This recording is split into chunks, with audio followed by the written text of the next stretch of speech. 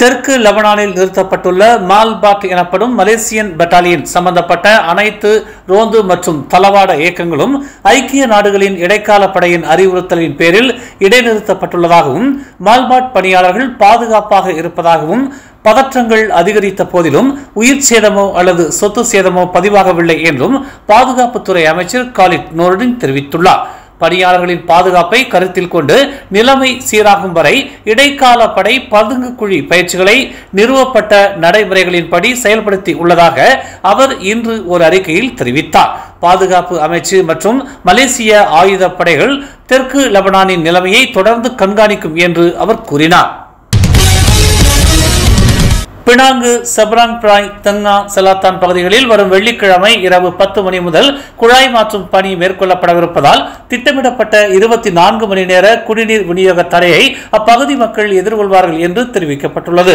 Penang நீர் வழங்கல் கழகம் இந்த இடையூறு 1,18,093 கணக்கு வைத்திருப்பவர்களை பாதிக்கும் என்று தெரிவித்துள்ளது.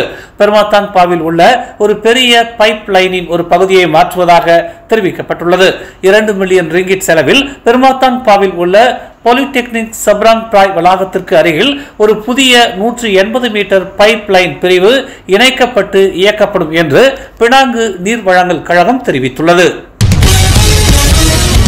2 நிறுவனங்களைச் சேர்ந்த ஊடகவியலாளர்களுக்கு ஊதியம் வழங்கப்படாத பிரச்சனையை உடனடியாக தீர்ப்பதற்கு மத்தியஸ்தராக செயல்பட தகவல் தொடர்பு அமைச்சு தயாராக உள்ளதாக அதன் அமைச்சர் ஃபமி ஃபாஜில் தெரிவித்துள்ளார். தீர்க்கப்படாத ஊதியங்கள் விவகாரம் அமைச்சகத்தால் மறு பரிசீலனை செய்யப்படும் என்றும் தாம் ஒரு மத்தியஸ்தராக மாற தயாராக இருப்பதாகவும் அவர் கூறினார். முன்னதாக சம்பந்தப்பட்ட ஊடக நிறுவனங்களைச் சேர்ந்த சில ஊழியர்களின் நலனுக்காக தாங்கள் உதவி உள்ளதாக குறிப்பிட்ட அவர் சம்பந்தப்பட்ட நிறுவனங்களே பொறுப்பு கூற வேண்டும் என்றும் மற்றும் அவர்களின் நீண்டகால கடன்களை தீர்க்க வேண்டும் என்றும் அவர் விளக்கினார். 6 மாதங்கள் ஆகியும் ஊடக ஊழியர்களுக்கு இன்னும் இழப்பீடு அல்லது ஊதியம் கிடைக்கவில்லை. இது ஏற்றுக்கொள்ள முடியாதது என்று அவர் தெரிவித்தார். பல மாதங்களாக நிலுவையில் இருக்கும் சம்பள பாக்கியை விரைந்து செலுத்தும்படி தி மலேசியன் இன்சைட் மற்றும் தி வைப்ஸ் இணைய ஊடக முதலாளிகளை தேசிய ஊடகவியலாளர் தொழிற்சங்கம் மற்றும் மெரிடேக்கா ஊடக இயக்கம் ஆகியவை வலியுறுத்தி இருந்தது குறிப்பிடத்தக்கது.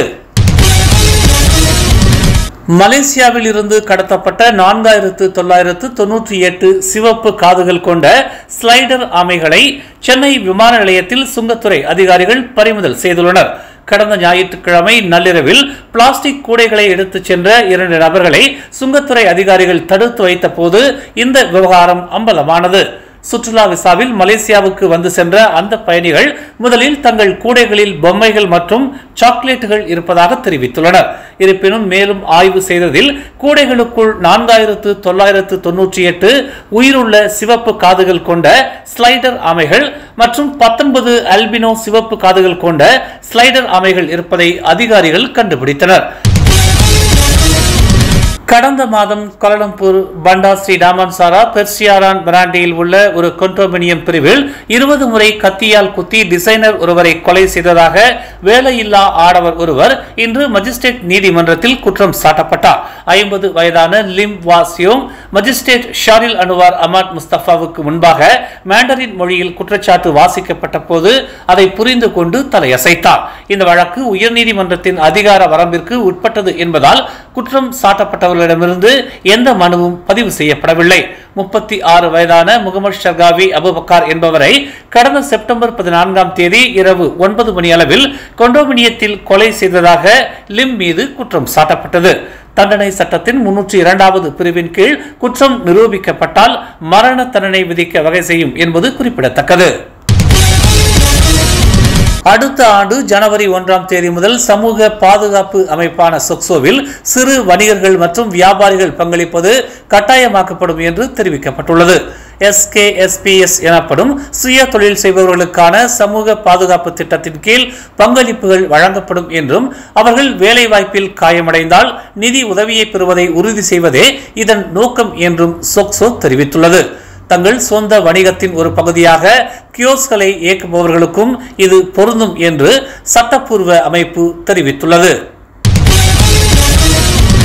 மத்திய கிழக்கில் உள்ள அனைத்து நாடுகளும் பிராந்தியத்தை சீர்குலைக்கும் உச்சகட்ட பதற்றங்களை அவசரமாக தணிக்குமாறு மலேசியா வலுவாக அழைப்பு விடுத்துள்ளது. அனைத்து சம்பந்தப்பட்ட தரப்பினரையும் பகைமையை குறைக்க உடனடி நடவடிக்கை எடுக்கவும், பரந்த பிராந்திய மோதல் வெடிப்பதை தடுக்க தேவையான நிலைமைகளை ஏற்படுத்தவும் மலேசியா வலியுறுத்துகிறது என்று பிரதமர் டத்தோஸ்ரீ அன்வார் இப்ராஹிம் தெரிவித்துள்ளார். லெபனான், சிரியா மற்றும் ஏமன் ஆகிய நாடுகளில் இஸ்ரேலின் தொடர்ச்சியான ஆக்கிரமிப்பு மற்றும் தாக்குதல்கள், காசா மற்றும் மேற்கு கரையில் பாலஸ்தீனியர்களுக்கு எதிரான அதன் கொடூரமான அட்டூழியங்கள் மற்றும் இன படுகொலை செயல்களில் இருந்து உலகளாவிய சமூகத்தின் கவனத்தை திசை திருப்பும் திட்டமிட்ட முயற்சிகள் என்று அன்வார் குறிப்பிட்டார். GISPH நிறுவனம் தொடர்பாக மாநில ஃபத்வா கமிட்டி எடுத்த முடிவு குறித்து ஸ்லாங்கூர் சுல்தான் சராஃபுடின் இட்ரிஷாவிடம் விளக்கப்படும் என்று தெரிவிக்கப்பட்டுள்ளது. நேற்றைய கூட்டத்தின் போது GISPH தொடர்பான முடிவு இறுதி செய்யப்பட்டது என்று மாநில இஸ்லாமிய விவகாரங்கள் மற்றும் கலாச்சார குழுவின் தலைவர் டாக்டர் முகமது ஃபாவி கூறினார். கடந்த செப்டம்பர் 21ஆம் தேதி சுல்தான் ஷராஃபுடின் GISPH மற்றும் அதன் நெட்வொர்க்கை சுற்றியுள்ள பிரச்சனைகள் குறித்து தனது ஏமாற்றத்தை வெளிப்படுத்தினார். GISPH மற்றும் அதன் நெட்வொர்க்கின் கட்டுப்பாட்டில் உள்ள ஷரியா குற்றங்கள் உட்பட அனைத்தும் ஸ்லாங்கூரில் செயல்படுவதை தடுக்க வேண்டும் என்று சுல்தான் ஷராஃபுடின் உத்தரவிட்டார் என்பது குறிப்பிடத்தக்கது. மேலும் செய்திகளை தெரிந்து கொள்ள தமிழ் மலர் நாளிதழை பாருங்கள். எங்களோடு இணைந்திருக்க மலர் டிவியை பதிவு செய்து கொள்ளுங்கள். உறவுகள் மகிழ்ந்திட விருப்பம் மற்றும் பகிர்வு சேவையை சொடுக்குங்கள்.